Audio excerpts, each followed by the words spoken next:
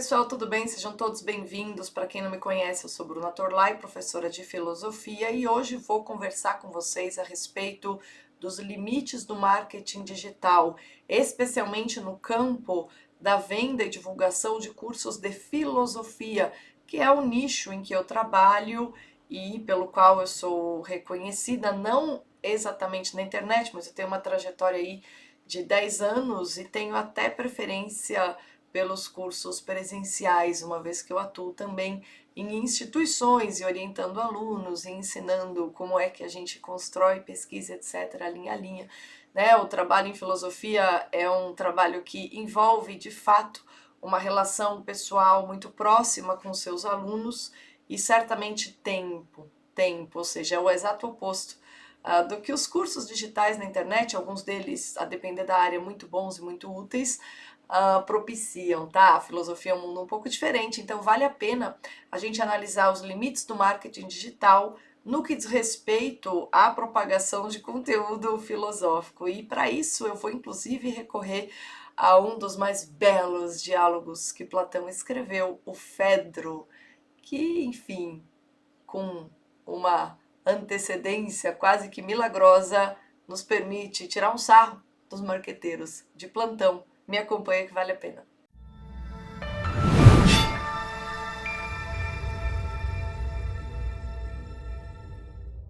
Bom, em primeiro lugar, vocês devem estar se perguntando o que é que o Fedro tem a ver com os limites do marketing digital no campo dos cursos digitais de filosofia. Então vamos direto vencer esse tópico, tá bom? E depois eu faço meu comentário sobre os limites. É o seguinte, o diálogo Fedro, que foi considerado pelo Schleiermacher, que foi um grande filólogo e hermeneuta do século XIX, que retraduziu Platão para o alemão após um trabalho de exame e que tem a famosa tese que vai ser depois criticada por Nietzsche, depois revista pela escola de Tübingen em Milão, que analisa Platão do outro ponto de vista, mas Schleiermacher entende o seguinte, que Platão, que nos legou 36 grupos de textos, na verdade 35 diálogos entre os que são realmente atribuídos a ele, ou alguns espúrios, e nos deixou também 13 cartas, né? Isso tudo é somado como se fossem 36 textos, né? Os 35 diálogos e mais as 13 cartas.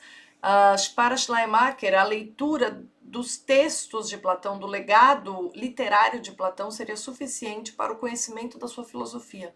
Então, digamos que seria possível entender o pensamento de Platão como um todo a partir do estudo dos seus textos, tá? Essa é a grande visão de Schleiermacher, que será uma base para uma série de estudos filológicos que virão depois. Schleiermacher foi um homem muito grande, uma grande inteligência. Ele tem alguns escritos sobre tradução que são maravilhosos. Vocês aí que também já trabalharam com tradução em algum momento da vida, como vocês sabem, eu também trabalho com isso, certamente já se beneficiaram de alguns dos seus brilhantes lampejos naqueles escritos sobre tradução, interpretação, hermenêutica, etc. E como grande mérito, Schleiermacher teve de, digamos assim, tentar reconstituir para o público da sua época o universo, como é que ele entendia como é que ele entendia ser necessário você compreender o autor pelo texto. Você tinha de se municiar do maior número possível de informações históricas para ser capaz de reconstituir o cenário em que aquele ator está vivendo para compreender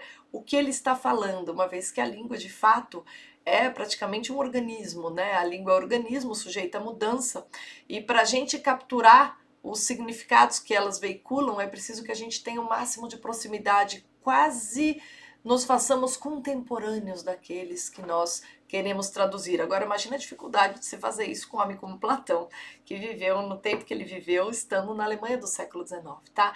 Então, assim, independentemente de Schleiermacher ter razão ou não, há especialistas que dão a razão para ele, há especialistas que não dão. A gente tem uma escola muito forte que se opõe a essa visão de Schleiermacher, que é do Giovanni Reale, que é a que eu sigo também particularmente. Apesar de tudo isso, a gente deve reconhecer o brilhante esforço de Schleiermacher, porque não é fácil você fazer toda a investigação histórica necessária para reconstituir aí a época de Platão. E essa linha hermenêutica, essa linha interpretativa, ela foi certamente muito fecunda para que a percepção da importância da historiografia viesse à tona e os tradutores se dessem conta de que se eles não conhecem a história texto que eles procuram traduzir, eles têm, assim, poucas chances de fazer um bom trabalho. Então, foi importante a contribuição do Schleiermacher. Contudo, já Nietzsche faz críticas no seu Introdução aos Diálogos de Platão, ao Schleiermacher. Ele diz que ele aponta as limitações desse tipo de interpretação, né? E aí a escola de Tübingen, Milão, né? Primeiro você tem ali uns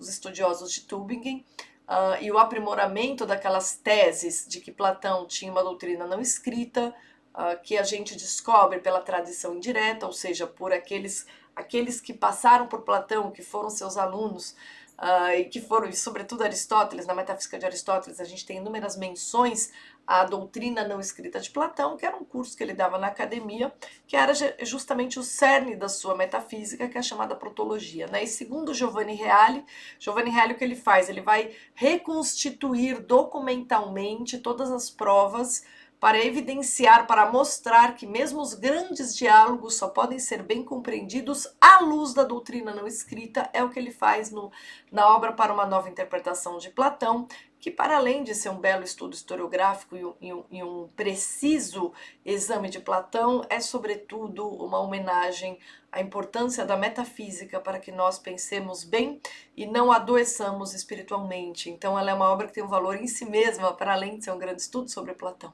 tá? Por isso que eu tenho essa obra como referência nas minhas leituras de Platão de fato, e eu acho que é impossível você não considerá-la, apesar de a gente ter aí toda uma discussão em torno de Platão. A gente tem o Trabatone, que também é um estudioso importante, que tenta se contrapor ao Reale, ficar um pezinho em Schleiermacher, um pé em Reale, etc. Apesar de tudo isso, tudo isso eu estou dizendo para vocês para falar a importância do Schleiermacher. E o Schleiermacher, que entendia que Platão podia ser acessado apenas pelos textos, tinha no Fedro a grande síntese da filosofia platônica. Tá? O Schleiermacher considerava o Fedro uma espécie de síntese geral da filosofia platônica. Tá? E, evidentemente, quando a gente observa a doutrina não escrita, a importância da doutrina não escrita para compreender bem a filosofia platônica, a gente percebe que, bem, Schleiermacher não está completamente certo. Contudo, o diálogo Fedro, apesar de tudo isso, ele realmente contém alguns dos tópicos essenciais da filosofia platônica, né? E além disso, além de ser um diálogo lindamente escrito, que como eu expliquei nas minhas aulas sobre o Fedro, ele além de tudo, ele faz uma série de referências à poesia lírica grega, ele recapitula todos os grandes poetas líricos, vai citando um por um, faz um jogo de analogias. É um diálogo muito bonito, é uma peça literária primorosa, para mim é da mesma envergadura que o Diálogo Banquete. A gente tem ali as duas grandes obras de arte de Platão. A obra-prima é a República, sem sombra de dúvida, mas as grandes assim, pinturas, né? Acho que os diálogos mais belos de Platão são Fedro e o Banquete. E no Fedro, o que a gente encontra ali é, entre muitos tópicos, uma discussão entre Platão e Isócrates, né? E o Isócrates tinha uma escola também de humanidades, uma escola de formação dos jovens em Atenas, que não era exatamente, não seguia o modelo dos retóricos, mas era algo que ficava no limiar da retórica e da filosofia, tá? Isócrates foi uma figura importante, outro dia eu falo dele para vocês, mas Platão, ele na verdade se contrapõe a Isócrates no Fedro, e ele explica, no final das contas, o que ele explica no Fedro de muito importante é que a retórica, quando ela está a serviço da filosofia, ela tem um valor fantástico, porque a retórica, que é essa habilidade de apresentar bem o que você está dizendo, quando aquilo que está sendo apresentado é a verdade, a gente tem ali o belo em consonância com o verdadeiro, e aí a gente faz um bem, certo, ao próximo. Então é o uso, digamos assim, que a retórica filosófica é algo absolutamente legítimo. Você atrair a atenção do outro usando essa nossa atração natural, propensão natural ao belo.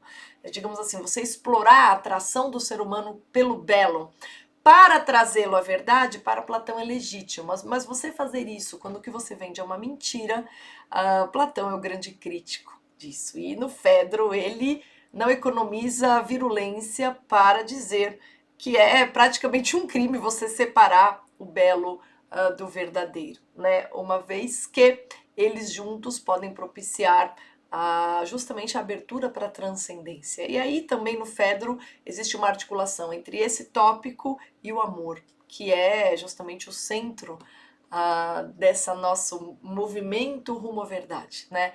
É justamente o amor à verdade que nos mantém firmes nessa busca e nos permite reconhecer a articulação entre o belo e o verdadeiro, né? E o bom, evidentemente.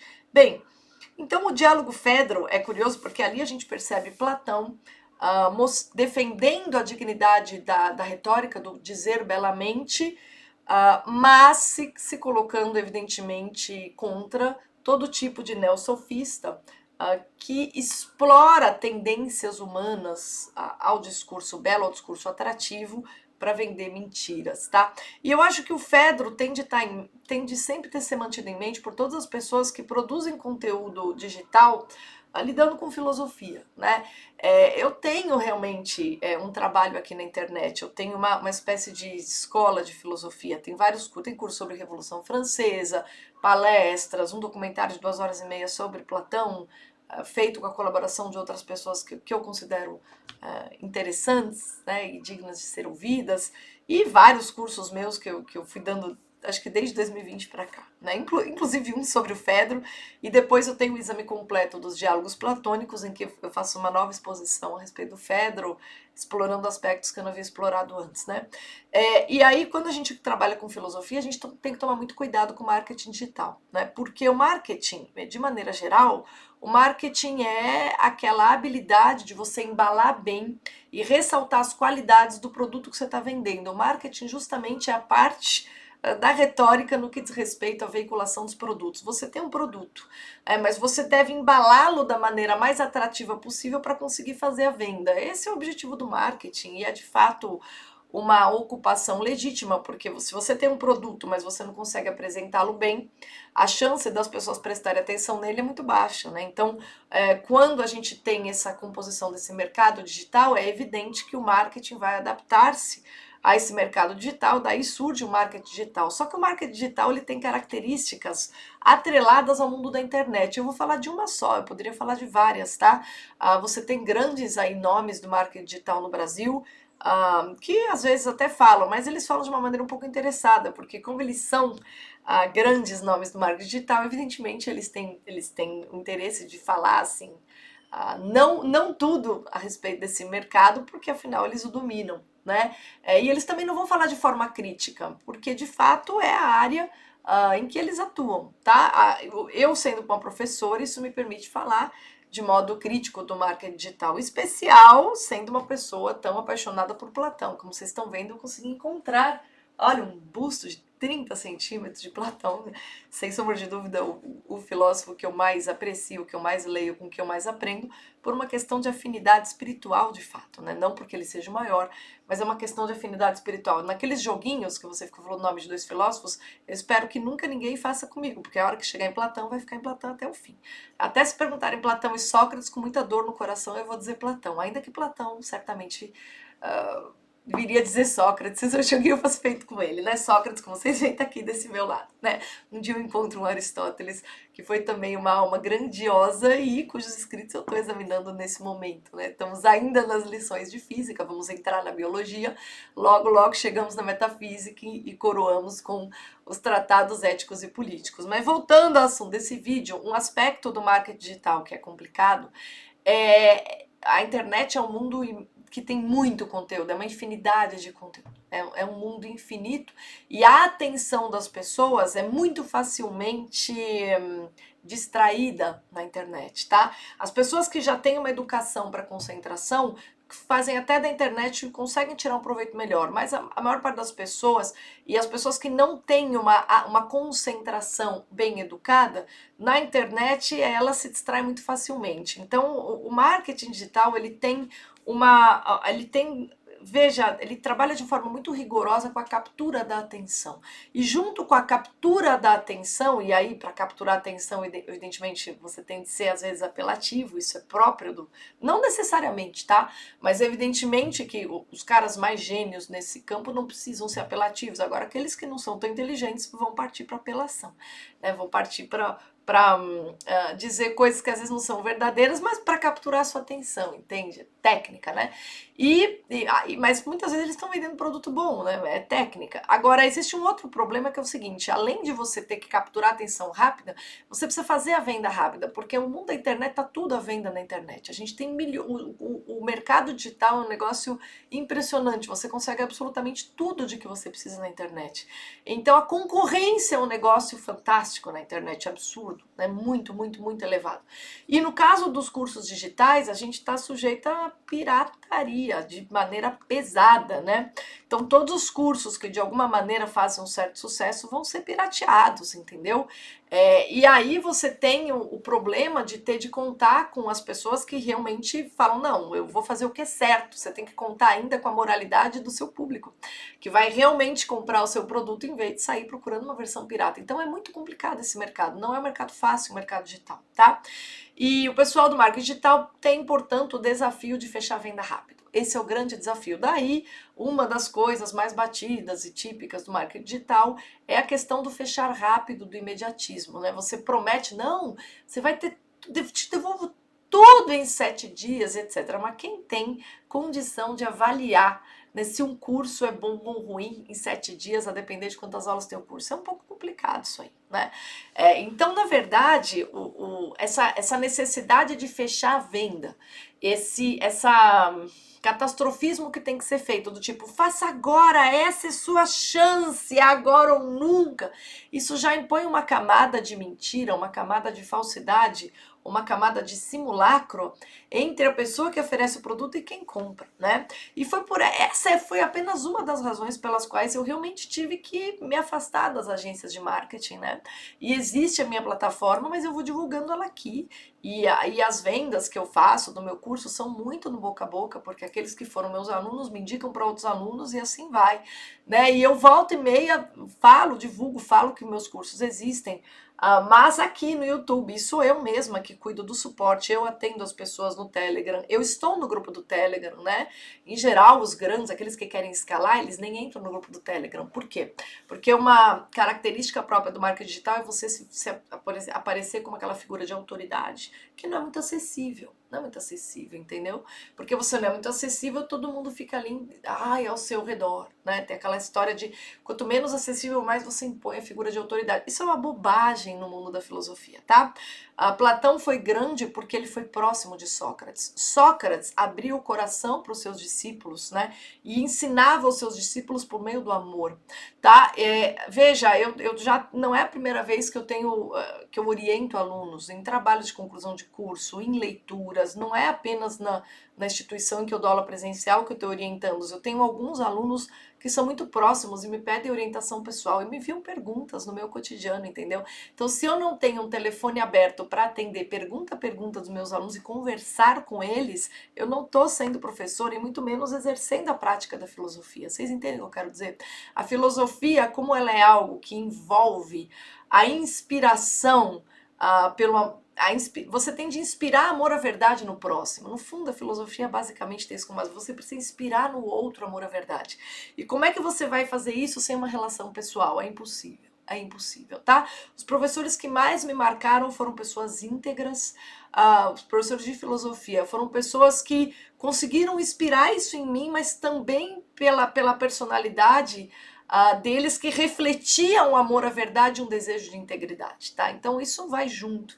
E se você não tem contato com isso, e se você não tem, digamos assim, aqueles grandes exemplos, você não vai aprender filosofia nunca. Não é uma questão de ler textos, aprender contextos e saber falar algumas coisinhas a respeito de alguns filósofos. É muito mais do que isso, tá?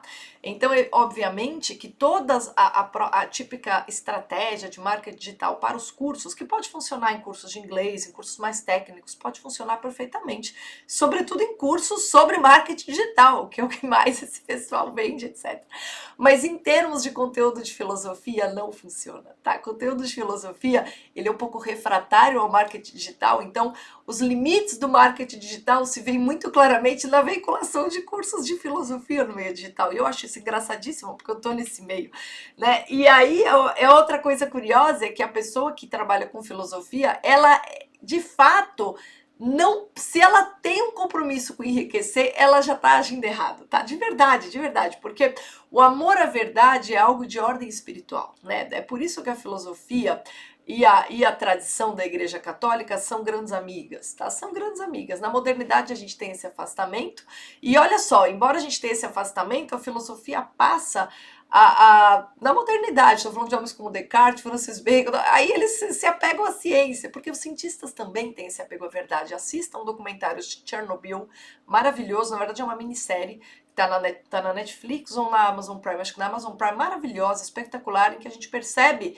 a dificuldade dos cientistas para lidar com o desastre de Chernobyl no ambiente do comunismo soviético, em que a KGB determinava o que era verdade ou mentira. Então é sobre esse drama. Daí a gente percebe que mesmo na filosofia moderna, em que a gente tem ali aqueles volteios contra a ortodoxia e a doutrina católica, e a gente tem também o ambiente irreligioso a partir do século XVIII, e depois a gente vai ter até niilismo no século XX, ainda assim a gente encontrou uma série de filósofos tentando falar, bom, tudo bem, a gente não tem mais Deus como referencial, mas a razão vai se apoiar em quê? E eles vão tentar se apoiar na ciência, né? Então porque os cientistas também são pessoas apaixonadas pela verdade. Não dá muito certo, por razões que eu explico lá no outro curso que eu tenho, que chama Iluminismo e Revolução Francesa, mas isso não eu explico em vários vídeos aqui também, é gratuitos no YouTube, tá? Você não precisa fazer os cursos, tem muito conteúdo aqui pra você.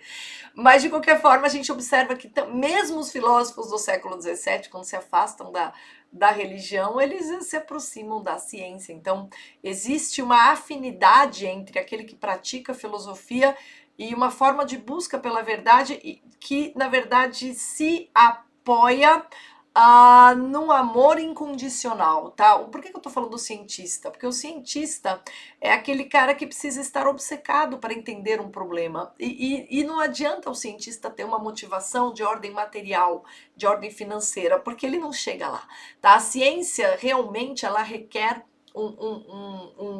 uma paixão por descobrir, que ainda que sejam os fenômenos da natureza, mas uma paixão por entender o que acontece com o mundo físico. É isso que a ciência requer de alguma forma. É por isso que a filosofia é a mãe da ciência. A filosofia, a ciência, na verdade, é um ramo da filosofia, né? Os positivistas tentaram inverter a ordem, dizer que a filosofia que tinha que usar o método científico, mas na prática é o contrário, e a gente sabe disso, né?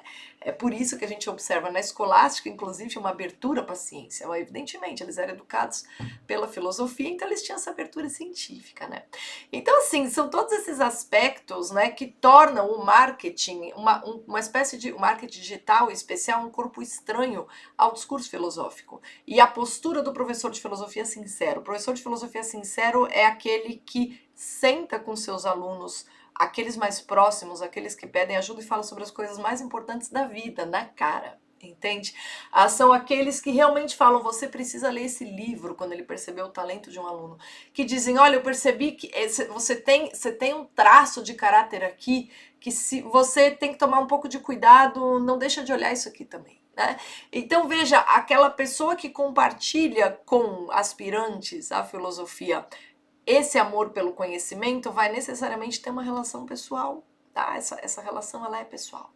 E aí a gente percebe que essa relação pessoal marca também as grandes parcerias ou as grandes histórias entre professores e discípulos na história dos grandes filósofos, né?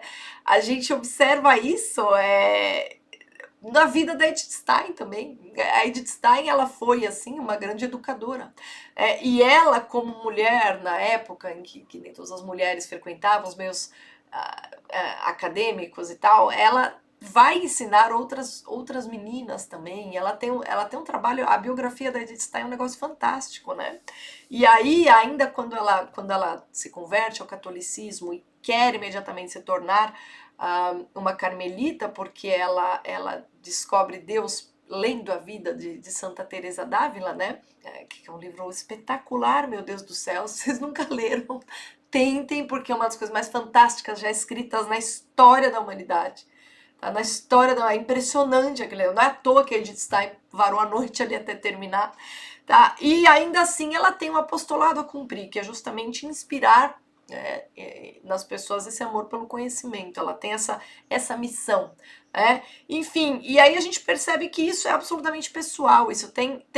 Isso é algo que ela acata como apostolado depois, né? Algo que ela já fazia antes da conversão, mas depois da conversão ela entende como apostolado, como missão. Por quê? Porque é algo tão importante que ela tem de compartilhar com o próximo. Né?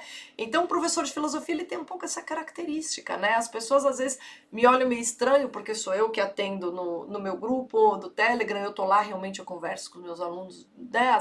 Tem semanas que é mais difícil, mas em geral eu tô sempre ali presente. As pessoas, todos os meus alunos me procuram no privado, tá? Olha, quase todos. Né? Às vezes alguns têm vergonha de perguntar ali e eu respondo um por um quando eu tô fazendo almoço, quando eu tô dirigindo, na hora que dá.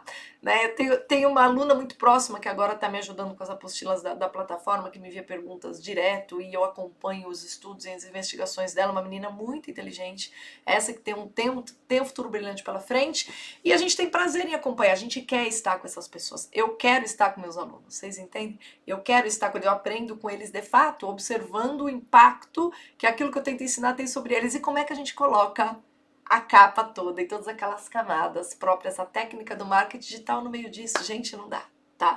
Então as limitações do marketing digital são várias, mas no que diz respeito à veiculação e venda dos cursos de filosofia, eu acho que ela fica explícita e é interessante a gente observar, porque se tem uma coisa que não dá para você tentar vender com imediatismo, é o fato de que você precisa cuidar da sua alma. Não tem nada assim, combine menos com imediatismo do que a necessidade de cuidar da alma. E fica meio ridículo, do tipo, agora, compre, você precisa cuidar da sua alma. É um negócio meio ridículo, porque cuidar da alma é algo que leva muitos anos, entendeu? E a pessoa precisa estar preparada para isso, né?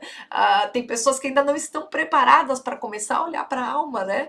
Então, assim, é um negócio que não combina, vocês entendem? E aí eu observo que nesse nosso mundo de cursos digitais tem uma série de pessoas que vendem cursos de filosofia e com todas essas táticas de marketing digital. E assim, funciona. Então, vamos ver pela qualidade dos seus alunos, né? Eu acho que a qualidade do aprendizado dos seus alunos e o fato de seus alunos sentirem, não, daqui por diante eu vou sozinho, né? Porque veja, a coisa mais importante é você simplesmente estar com aquele professor até você conseguir andar com suas próprias pernas, entendeu? E não tem nada mais alegre para um professor de filosofia, para uma pessoa que pratica filosofia, de quando ela observa que aquele aluno que ela tentou ajudar durante um tempo, foi ensinando o que ela tinha de melhor, tal, e a articulação entre a expressão, o raciocínio, a escolha de palavras, só quando a gente vê que o aluno conseguiu fazer sozinho, cara. É uma felicidade muito grande de falar, pô, cara, que bom, agora vai em frente. Né? Então é isso, a gente não quer também reter ninguém, entendeu? Você só se coloca como veículo de algo muito belo que pertence a todos os homens e que precisa ser compartilhado porque tem um valor intrínseco, valor esse que é impagável no final das contas.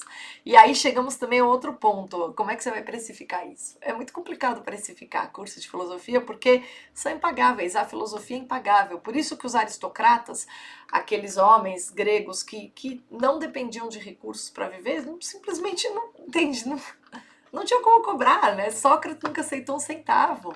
Ainda que ele era um ateniense ilustre, e não era um homem rico, mas ele tinha amigos ricos, entendeu? Ele não aceitava um centavo, a diferença dos sofistas, que estavam ali para enriquecer mesmo. Hípias, que foi um sofista, foi um dos homens mais ricos de Atenas, e ele adorava se gabar. Né? É um pouco como essa figura aí, desse coach aí, que gosta de falar quanto custa a Ferrari dele, né? Que é um típico neosofista, né? Então, assim, às vezes as pessoas me perguntam, puxa vida, por que você não gosta dessa figura? Bom, você quer que eu goste de um neosofista? Você tá louco?